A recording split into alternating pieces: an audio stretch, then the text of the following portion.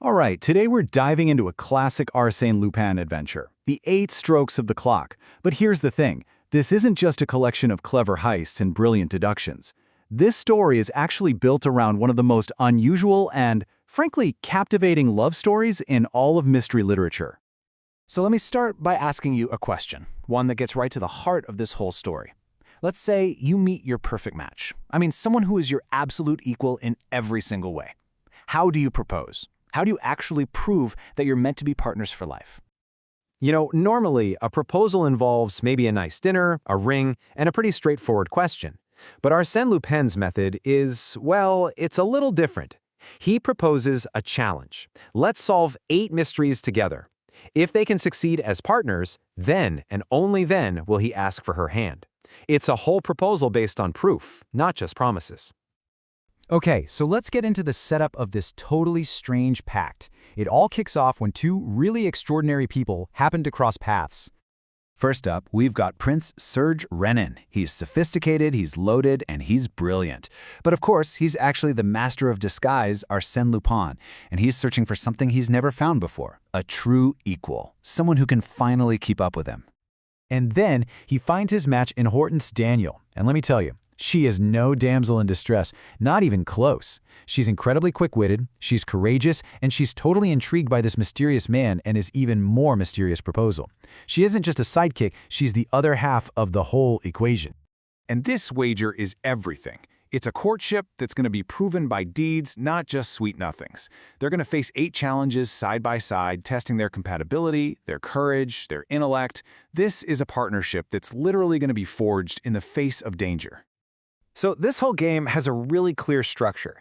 Each of the 8 mysteries they solve is like a stroke of the clock, counting down to that final moment of decision for both of them.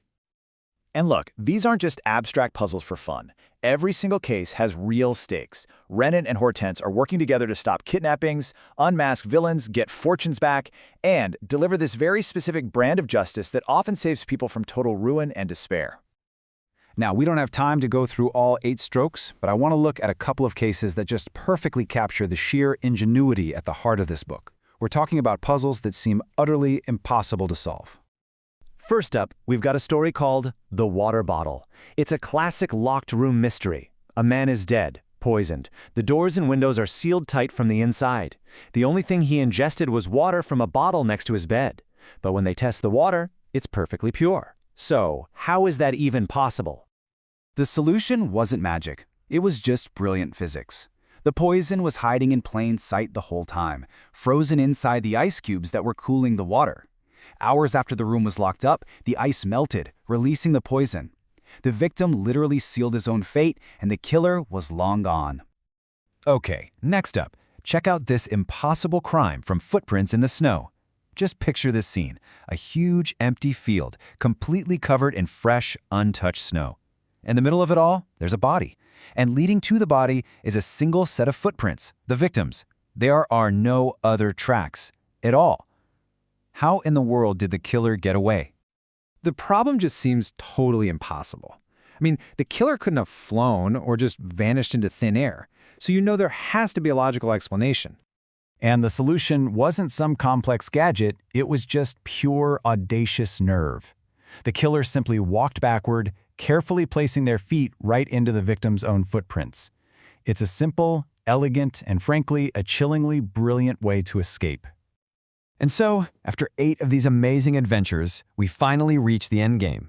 The final stroke of the clock sounds. The wager is complete. I mean, they've faced down blackmailers, thieves, and would-be murderers together. Hortense has shown her bravery and intelligence time and time again. She's not just a companion. She is his absolute equal. The pact has been fulfilled on every single level. And now, with the game won and their partnership proven beyond a shadow of a doubt, the charming, enigmatic Prince Rénine decides it's finally time. Time to drop the disguise and reveal his true self. He is, of course, none other than Arsène Lupin, the gentleman burglar, the master of disguise, the most wanted man in all of France. And Hortense, having seen the real man behind the legend, chooses him. So, what is it that makes this particular story so unforgettable? It really isn't just about the clever mysteries. It's a total masterpiece of character and structure. You could say the book's essence is really like a romantic puzzle box. It has this sleek, playful vibe, but the whole thing is driven by this core dynamic, a true partnership of equals. And we have to remember, for the time it was written, this was an incredibly progressive idea. It completely subverts the whole damsel in distress trope by making Hortense an essential, active participant in every single adventure. And there are some really powerful ideas at play here too. The story celebrates a relationship that's built on mutual respect and shared adventure. It also constantly reminds us that the worst villains often hide behind a perfect mask of respectability. And finally, it champions this kind of justice that prioritizes mercy and restoration over public shame. It's a very specific, almost chivalrous code, especially for a master thief. Which, brings us right back to that first question. Lupin and Hortense used 8 mysteries to prove their partnership. It makes you wonder, in our own lives, what are the real tests of a perfect match? That's a fascinating thought to end on.